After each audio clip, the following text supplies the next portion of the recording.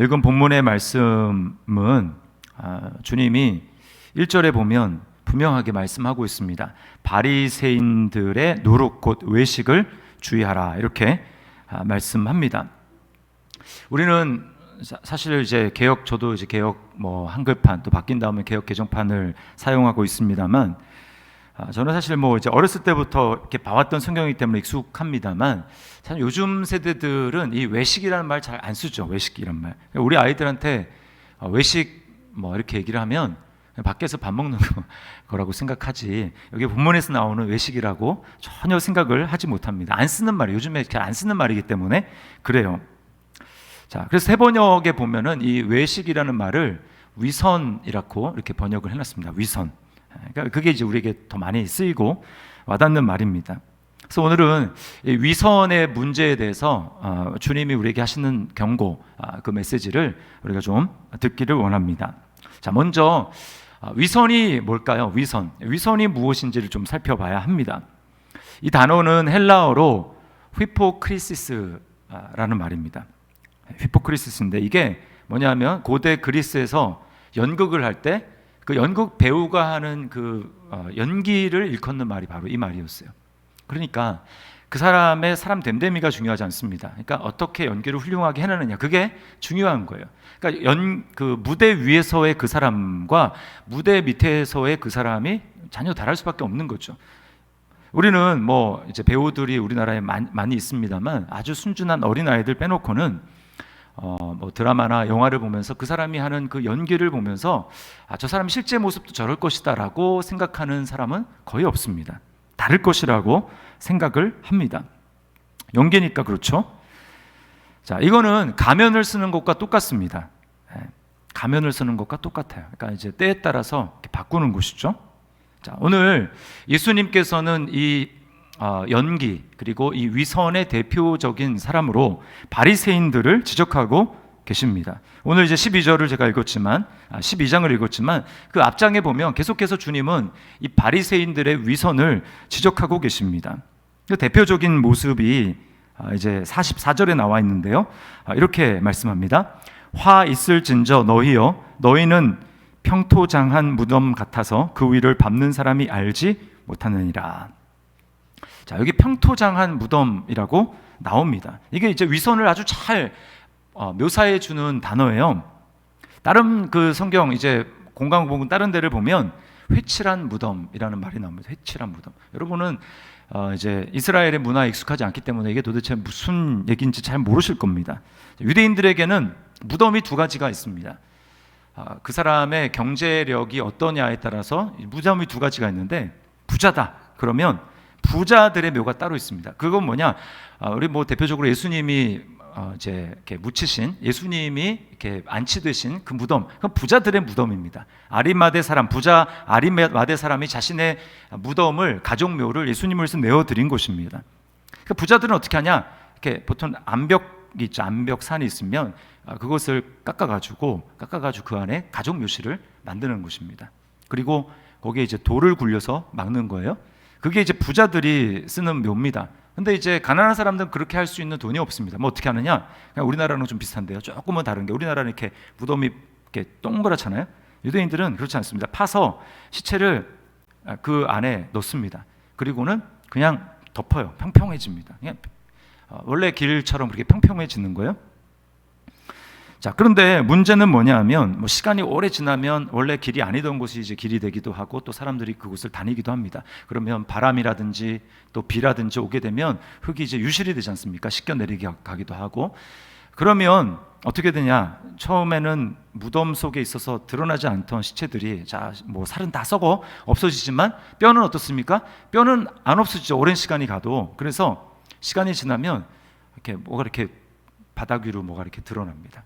저는 이제 캄보디아 단기 선교로 굉장히 여러 번 갔었는데, 킬링필드라는 곳을 가보면 거기는 그냥 다 완전히 그냥 다 집단으로 사람들 죽여가지고 그냥 구덩이에 묻고 그냥 덮었어요. 근데 시간이 지나다 보니까 저도 이제 밟으면서 봤는데, 나무 뿌린지 이게 나무 가진지는 잘 모르겠는데 이게 걸립니다. 보면 이제 안내하는 사람이 그게 이제 사람 뼈라는 거예요. 똑같습니다. 유대인들이 이제 평토정한 무덤이 시간이 지나면서 묻은 사람의 뼈가 이렇게 드러나는 거예요. 근데 이제 무슨 심각한 문제가 있느냐? 캄보디아면 문제가 없는데 유대인들은 어떻습니까? 유대인들은 정결법이 있죠. 시체에 죽은 어떤 물체라든지 이렇게 닿으면 부정함을 입는 거예요. 그러니까 여러분, 이렇게 뼈가 이렇게 나와 있는데 사람들이 무심코 가다가 밟으면 어떻게 됩니까? 그 사람은 부정함을 입는 것입니다. 예배를 못해요. 격리되어야 합니다. 그래서 그것을 방지하기 위해서 어떻게 했느냐? 회치를 하는 것입니다. 석회가루로 해가지고 거기다가 이제 여기 표시를 하는 거예요. 여기 사람 뼈가 있다. 여기 무덤이다. 그러니까 적당하게 밟지 말고 주위에서 돌아가시오라고 하는 그 표시인 겁니다. 자, 근데 문제가 무엇입니까? 회치를 했지만 그 본질은 전혀 달라지지 않았다라는 것이죠. 그 속에는 여전히 사람 뼈가 있고 그것은 부정한 것이고 그 안에는 더러운 것들이 가득 찬 것입니다. 본질이 전혀 바뀌어지지 않았다라는 거. 회치를 했지만 본질이 바뀌어지지 않았다라는 것입니다. 주님이 그걸 통해서 지적하고자 하는 건 뭐냐면, 너희는 겉에만 이렇게 회치를 해가지고 사람들이 피하고자 하지만 너희의 속은 전혀 바뀌지 않았다. 너희는 회칠한 무덤 같다. 너희는 더럽다 라고 하는 것을 주님이 지금 말씀하는 것입니다. 이 위선의 문제가 매우 심각하다고 주님은 알려주시는 거예요. 그래서 오늘 이제 12장 1절에 보면 이제 자막은 준비 안 됐는데 그동안에 무리 수만 명이 모여서 이렇게 굉장히 많이 모였다고 이야기를 합니다. 밟힐 만큼, 서로 밟힐 만큼 되었는데 그때 예수님이 제자들에게 경고하시는 거예요. 사람들이 엄청나게 많이 모였는데 그때 주님이 이건 너무 중요하기 때문에 제자들에게 먼저 모든 사람들이 다 들을 수 있게, 그리고 제자들이 특별히 깨달을 수 있도록 지금 이 위선의 문제를 가지고 주님 다루시고 경계하시는 것입니다. 여러분, 위선의 결과는 무엇일까요? 왜 주님은 이렇게 이 위선의 문제를 여러 사람이 있는 앞에서 이렇게 위중하게 제자들에게 너희 똑바로 들어야 된다라고 하면서 이 문제를 경고하고 계실까요? 그것은 이 위선의 결과가 너무나 참혹하기 때문입니다. 결론적으로 말씀드리면 위선의 결과는 저주와 심판이라는 거예요. 우리가 앞에 읽진 않았지만 11장 42절부터 52절까지 보면 예수님이 저주를 퍼부으십니다. 바리새인들을 향해서 화 있을진저 바리새인들이여, 뭐 율법 교사들이여 하면서 예수님이 6번이나 연거푸 막 해대시는 거예요. 여러분, 다른 데서 예수님이 화 있을진저 이렇게 하는 말 보셨습니까? 한 번도 그런 적이 없어요. 화가 나셨지만, 화를 내시는 적은 있었지만 이렇게 저주를 화 있을진저라고 하면서 퍼부은 적은 없습니다. 제자들이 마땅히 믿음을 발휘해야 될 때, 믿음을 발하지 못할 때, 그때 주님께서는 너희가 언제까지 이렇게 믿음이 없느냐 이렇게 꾸짖기는 하셨지만 제자들을 향해서 화 있을진저 이런 식으로 말씀하신 적은 한 번도 없습니다. 그 결국은 지옥이에요. 그래서 5절에 주님이 이렇게 말씀하십니다. 마땅히 두려워할 자를 내가 너희에게 보이리니 곧 죽인 후에 또한 지옥에 던져놓는 권세 있는 그를 두려워하라. 내가 참으로 너희에게 이르노니 그를 두려워하라. 이 말은 문맥상에서 뭐냐? 너희가 위선을 계속해서 행하게 될 때 내가 너에게 화를 말했는데 그 화의 결국은 무엇이냐? 지옥불에 떨어지는 것이다. 하나님이 너희 영혼을 지옥에 멸하실 것이다 라고 말씀하는 것입니다. 매우 무서운 말이죠. 예수님이 왜 이렇게 사람에 대해서, 이 바리새인들에 대해서 심하게 말씀을 하실까요? 예수님은 바리새인들을 미워하시는 것일까요? 여러분 어떻게 생각합니까? 우리가 머릿속으로는 아니지라고 다 알고 있어요. 우리가 일반적으로 많이 하는 말이 무엇입니까? 하나님은 죄는 미워하시지만 사람은 미워하지 않으셔. 예수님은 죄는 미워하지만 죄인은 미워하지 않으셔. 사람에게는 그 둘을 분리하기가 매우 어렵지만 하나님에게는, 예수님에게는 그 분리가 가능합니다. 그것은 사실 죄는 미워하지만 사람은 미워하지 않는다라고 하는 말은 사실은 하나님께 해당되는 말이에요. 예수님께 해당이 되는 말입니다. 에스겔 18장 23절 말씀을 보세요. 주 여호와의 말씀이니라. 내가 어찌 악인이 죽는 것을 조금인들 기뻐하랴. 그가 돌이켜 그 길에서 떠나 사는 것을 어찌 기뻐하지 아니하겠느냐. 이게 바로 하나님이고 이게 바로 예수님이십니다. 그렇다면 예수님은 바리새인들을 사랑하시는 거죠. 바리새인을 미워하는 것이 아닙니다. 왜요? 그들도 구원의 대상이니까 바리새인들을 미워해서 주님이 이렇게 말씀하시는 것이 아닙니다. 그럼 왜 주님은 화 있을진저 이렇게 굉장히 심하게 말씀하셨습니까? 그들은 그렇게 얘기하지 않으면 자신은 나는 그런 사람 아니다 라고 생각할 것이 뻔하기 때문에 주님은 그렇게 충격요법을 써서라도 바로 너희가 그런 사람이다, 화 있을진저 라고 말씀하시면서 그들에게 경고하시는 것입니다. 이게 반대되는 주님의 사랑이죠. 이렇게까지를 해라라고 해서 그들을 구원할 수 있다면 주님은 그렇게 하시는 것입니다. 그렇게 해서 그들이 나를 미워하고 적대적인 관계가 되고 결국 그들이 나를 원수처럼 여겨서 십자가에 못 박는다 할지라도 그렇게 해서 내가 그들을 구원할 수 있다면 내가 그렇게 하겠다라고 하는 것이죠. 여러분, 하나님이 우리에게 원하시는 것은 무엇입니까? 겉과 속이 같은 사람이 되는 것입니다. 이걸 한마디로 얘기하면 진실함이죠. 진실함. 하나님이 우리에게 원하시는 것은 진실함입니다. 상황에 따라서 연기를 하고 여기선 이런 모습, 저기서는 저런 모습, 그런 모습이 아니라 우리가 진실한 사람이 되는 것입니다.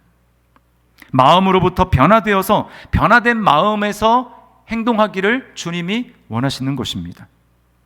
사람은 겉모습에 속을 때가 참 많아요.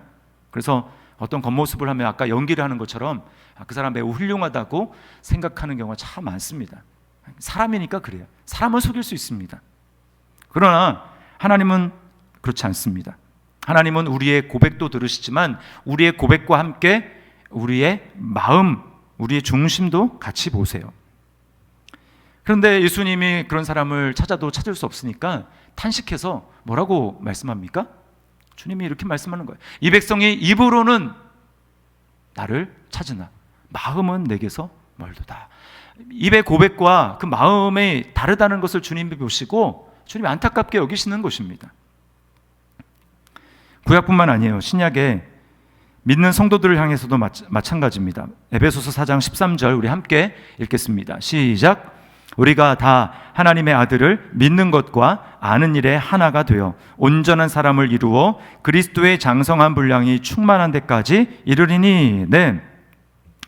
장성한 분량의 충만함, 거룩함, 예수님을 닮아가는 것, 그것을 한마디로 얘기하면 무엇입니까? 진실한 사람이 되는 것입니다. 내가 아는 것과 믿는 것이 하나가 되는 것입니다. 입술로 고백하는 것과 나의 마음이 하나가 되는 것입니다. 위선이 아니라 진실한 사람이 되는 것입니다. 자, 그러면 우리가 또 살펴볼 것 세 번째인데요. 우리는 왜 위선을 하게 될까요? 오늘 여러 가지로 설명할 수 있겠지만 오늘 본문에서 얘기하고 있는 것은 무엇인가? 한마디로 얘기하면 하나님이 얼마나 두려운 분이신지 모르기 때문이라는 것입니다. 그래서 오늘 본문에서 두려워하라 라고 하는 말을 계속 강조하고 계세요. 진짜 두려워해야 할 자를 너희가 두려워해야 된다. 그래야, 여러분, 위선이라는 게 뭐예요? 사람을 눈속임하는 것 아닙니까? 사람을 눈치를 보고 사람을 두려워하면 위선을 행하게 된다는 것입니다. 그러나 그 위선을 정말 피하기 위해서 중요한 건 무엇인가? 사람의 눈이 아니라 하나님의 눈을 의식하라는 것입니다. 하나님이 얼마나 두려운 분이신지 그것을 깨닫게 될 때 우리는 위선을 하려는 것을 멈출 수 있게 된다는 거예요. 우리는 하나님을 두려운 분이라는 걸 알아야 합니다. 하나님이 두렵다라는 걸 뭐예요? 그분을 우리가 속일 수 없다라는 것입니다. 그래서 2절 말씀, 2절 같이 한번 읽습니다. 시작. 감추인 것이 드러나지 않을 것이 없고 숨긴 것이 알려지지 않을 것이 없나니. 이걸 보면 이제 수동태로 쓰여서 언젠가 뭐 드러나나 보다 이렇게 생각하지만 그게 아닙니다. 이거는 하나님이 언젠가는 드러내신다라는 거예요. 그 주체가 하나님입니다. 하나님이 다 드러내신다라는 거예요. 사람의 눈은 어떻게든 속일 수 있지만 하나님은 속지도 않으시고 속일 수도 없습니다. 비근한 예를 들어보면 이제 비행기 타면은 다 보안 검색대 통과하지 않습니까? 그 보안 검색대에서 잡아내는 건 다가 아니라 이제 특히 이제 금속입니다. 금속. 그게 이제 뭔가 뾰족한 거나 있으면 비행기 안에서 뭔가 그것으로 사람을 위해할 수 있고 그래서 좀 난동이 일어날 수 있고 어려운 일이 생길 수 있으니까 금속을 다 잡아내는 거죠. 자, 그러면 나는 인지하지 못한 상태로 그 이제 검색대를 통과하게 되면 아주 작은 거라도 있으면 어떻게 됩니까? 삐삐삐삐 울리는 거예요. 그러면 다 어디서 울렸지? 나는 인지도 못하는데 이제 꺼내서 내가 가지고 있지 않다라는 것을 드러내야 되는 것입니다. 하물며 우리가 마지막 날 하나님 앞에 설 때에 불꽃 같은 그 하나님의 눈, 만물을 두루 감찰하시며 우리의 마음의 속에 생각도 하시고 우리의 마음을 감찰하시는 그 하나님 앞에서 여러분 우리가 정말 숨길 수 있는 게 있을까요? 감출 수 있는 게 있을까요? 우리는 진실을 있는 그대로 직면하기를 참 두려워합니다. 네. 이게 인간이에요, 인간. 그래서 인간은 악하기도 하고 약하기도 합니다. 내가 실제로 한 것을 인간은 직면하기를 너무 두려워해요. 그래서 심리학자들이 하는 용어들이 뭡니까? 방어기제. 방어기제. 그 방어기제가 뭡니까? 인간이 자기가 살려고, 자기가 좀 살아남으려고 약하니까 그거 뭐 다 견디면서 하기에, 그럼 우리가 막 정신이 돌아버리죠. 우리가 그러기 위해서 적절하게 방어기제를, 자기가 이제 이렇게 상처받지 않기 위해서 방어기제를 사용하는 것입니다. 저희는 집에서 이런 사실을 참 많이 경험을 해요. 이제 밖에 이제 온 가족이 나가려고 딱 하는데, 그러면 이제 불을 다 꺼야 되잖아요. 저녁 때 되면 불을 다 끈 줄 알았는데 화장실 문이 열려 있고 불이 켜져 있습니다.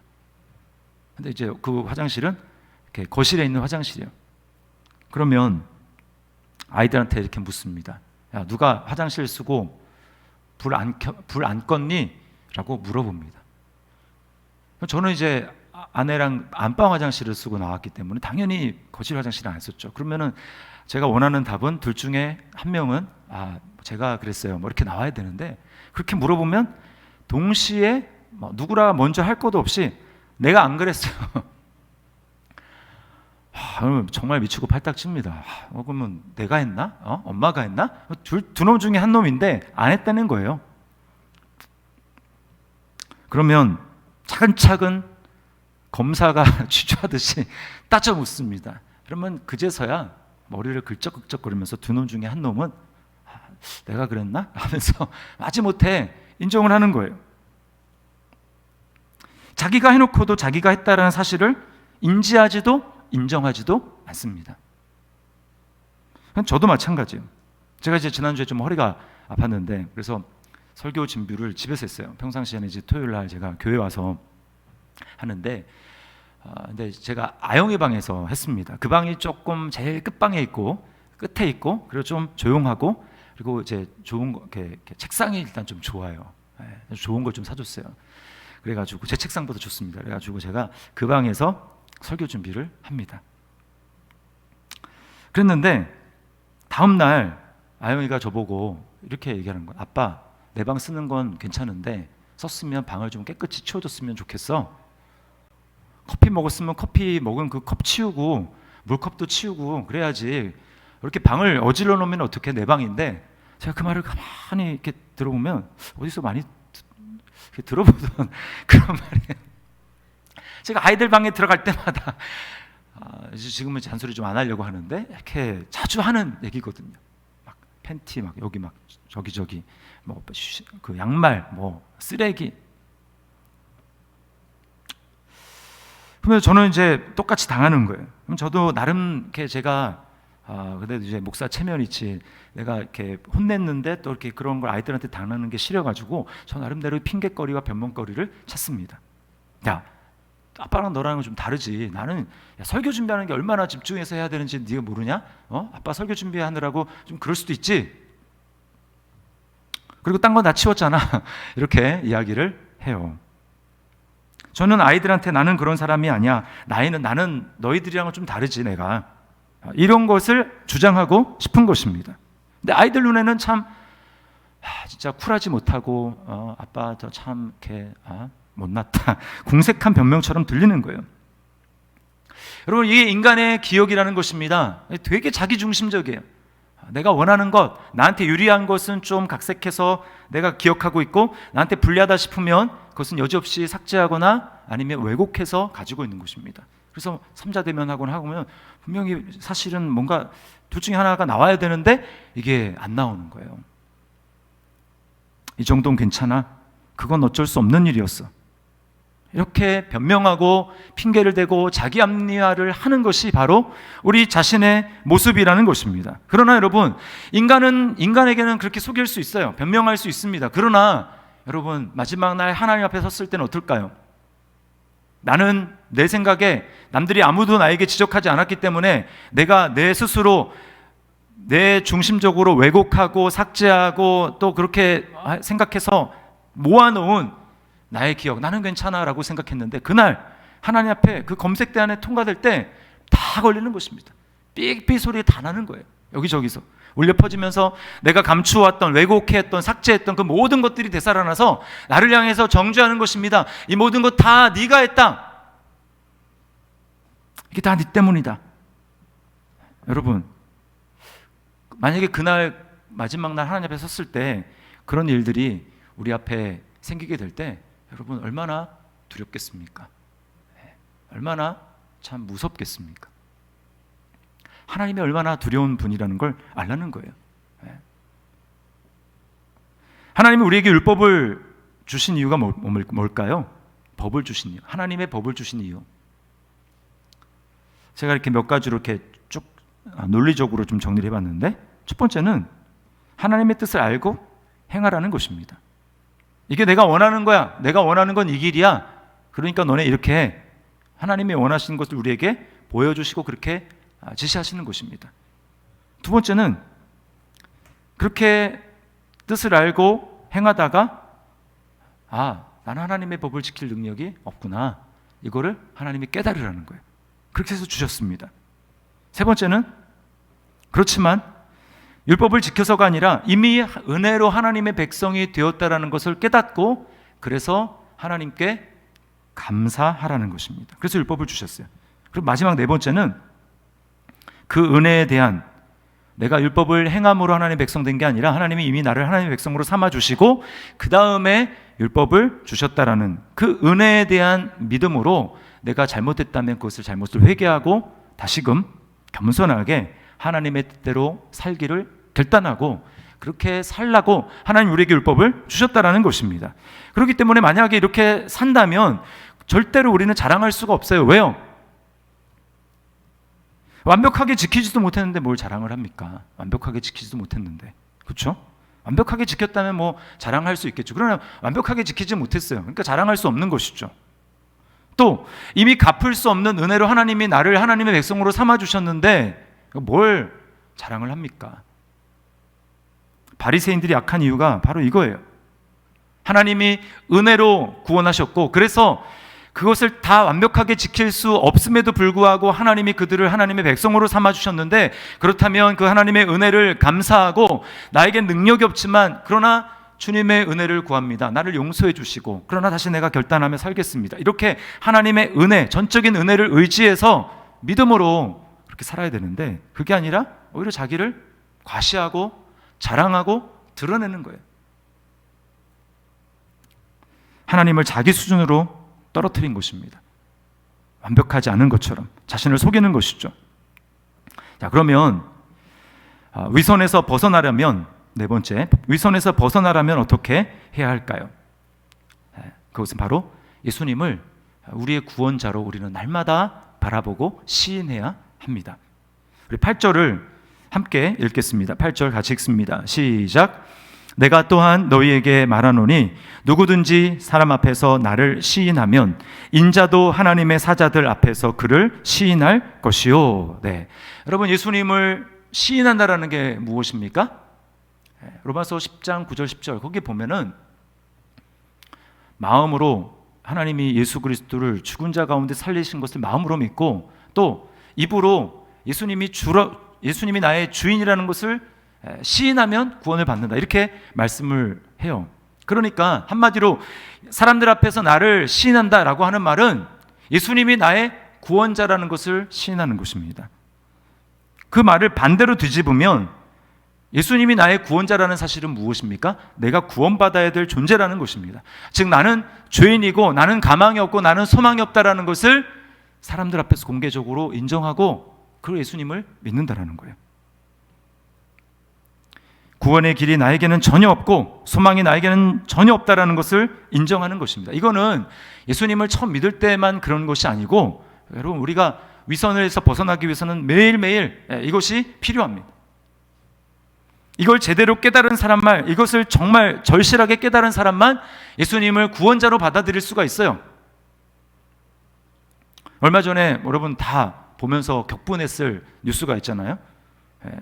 10월달인가 11월달인가 정확하게 기억은 안 나요. 아무튼 한 두세 달 됐는데 정인이 사건 아시죠? 정인이 사건.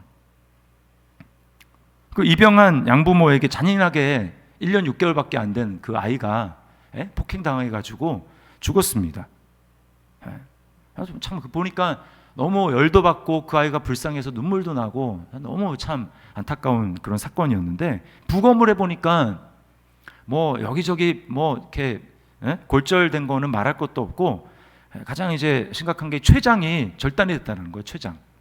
그러면서 전공의들이 뭐 이제 그 의사들이 이제 보면서 췌장이 이렇게 절단된다라는 거는 얘기만 들었는데 실제로 이런 일이 일어날 수도 있는 거구나라는 것을 이렇게 봤다고 합니다. 췌장이 절단되려면 이 배가 이 척추에 붙을 정도로 이렇게 압박이 있어야 절단이 된다라는 거예요. 납작하게 눌려야.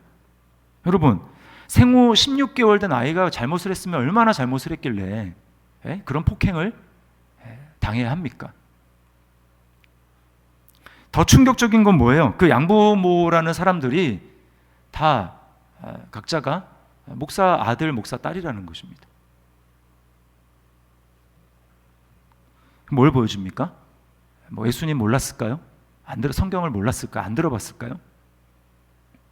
바리새인입니다. 현대판 바리새인. 신앙 고백했겠죠. 세례도 받았겠죠. 예수님 자신이 죄인임을 깨닫고 예수님 외에는 소망이 없다라는 것을 깨닫고 예수님을 자신의 주로 영접하겠습니까? 네, 대답했겠죠. 그러니까 세례 받았을 거 아닙니까? 여러분, 그러나 정말 자신이 소망 없는 죄인이라는 걸 정말 깨달았을까요? 그래서 예수님을 정말 영접했을까요?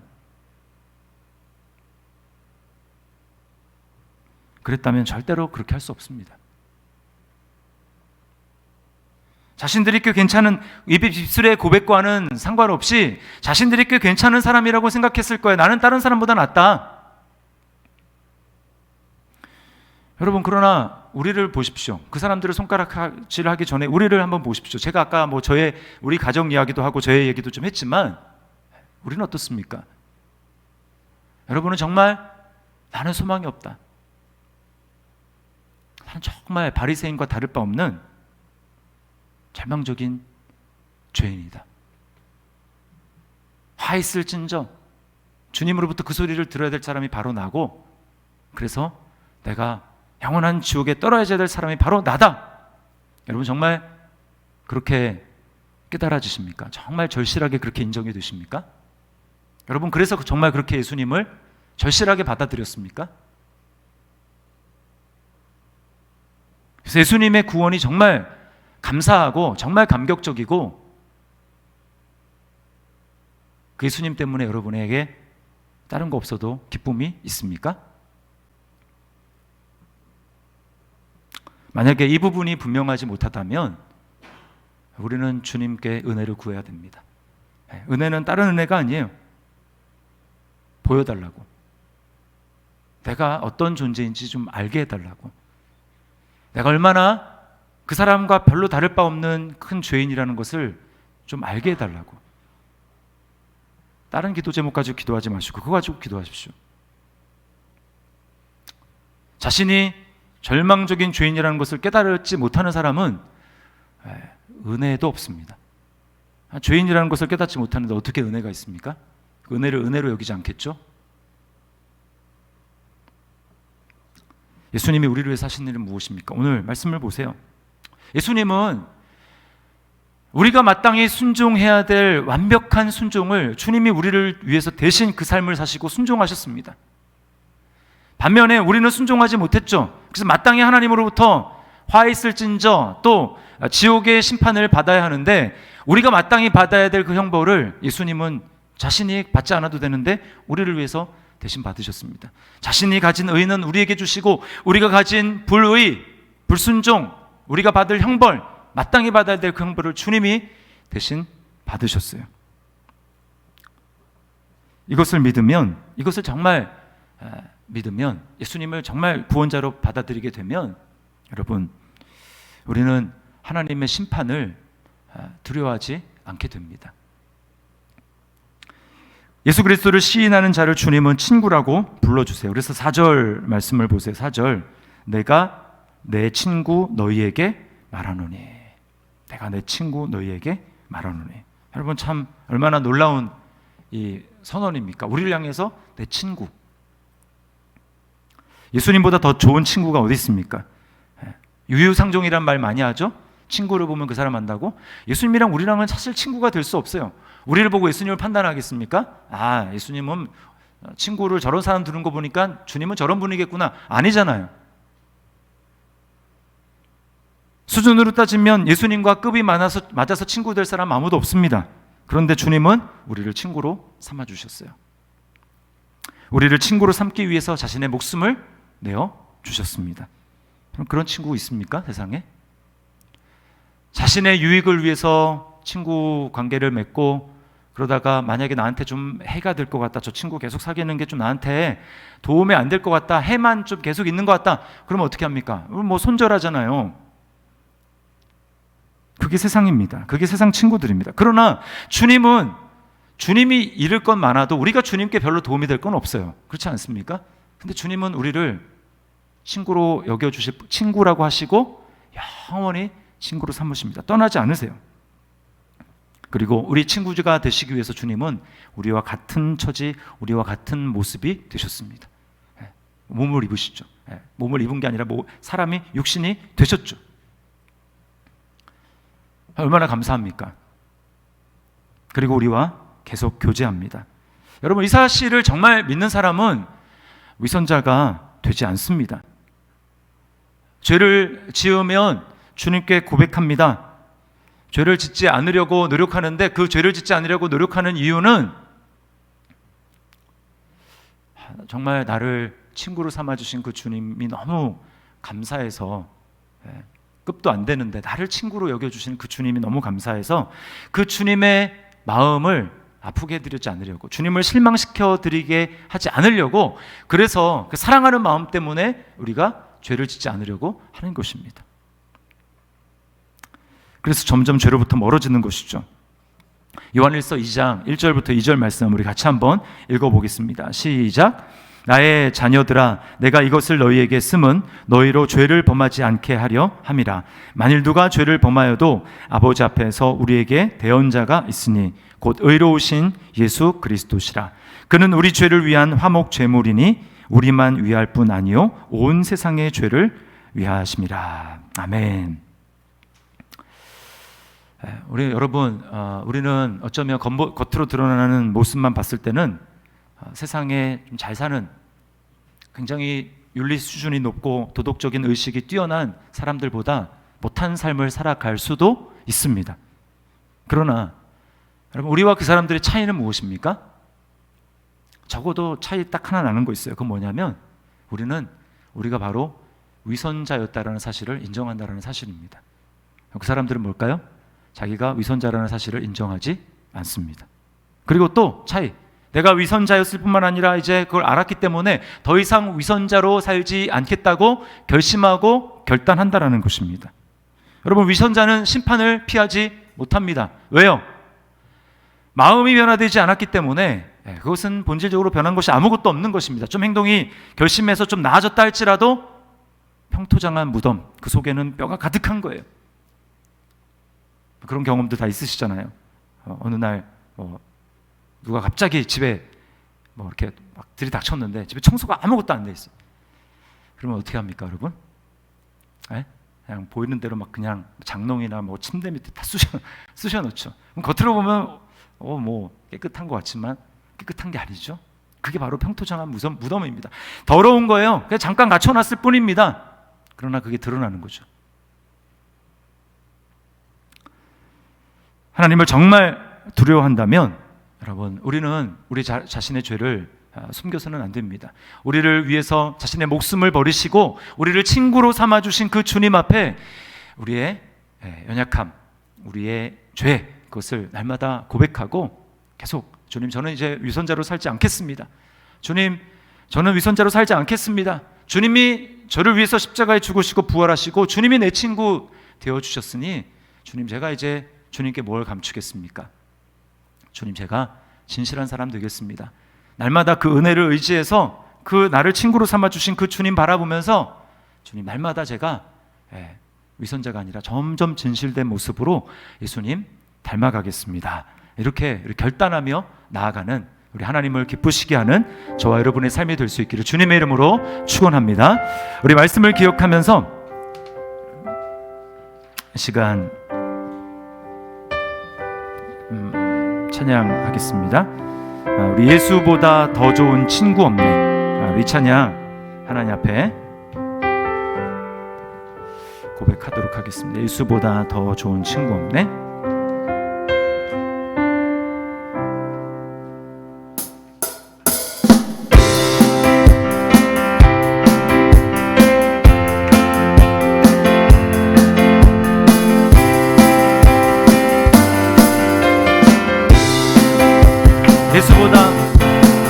예수보다 더 좋은 친구 없네. 예수보다 더 좋은 친구 없네. 다시 한번 예수보다 더 좋은 친구 없네. 예수보다 더 좋은 친구 없네. 괴로울 때 다가와서 마음의 평화 주는 신실하신 나의 참 친구. 외로울 때 찾아와서 친구가 되어주는 사랑 많은 나의 참 친구.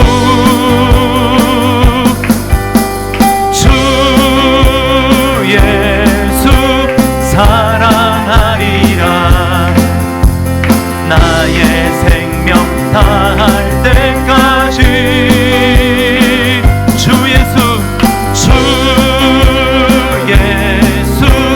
사랑하리라. 나의 생명 다할 때까지 예수 사랑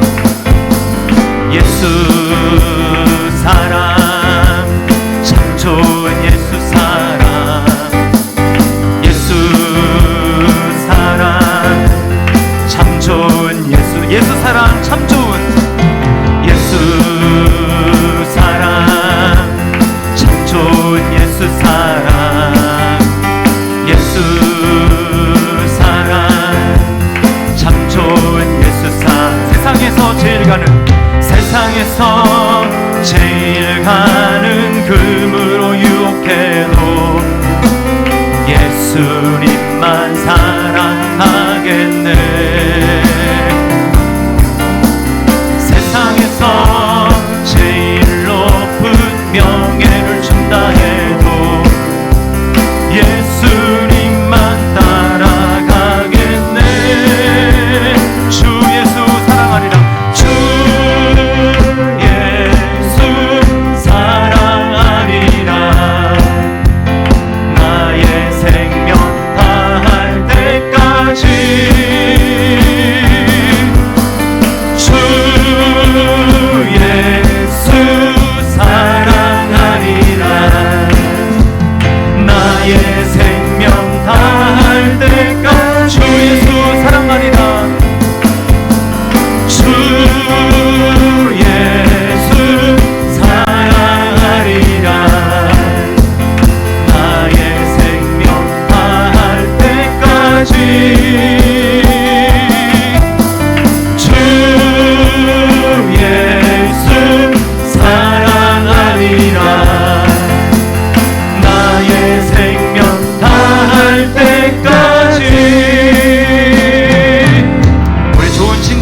주님께 우리 감사의 박수 올려드립니다.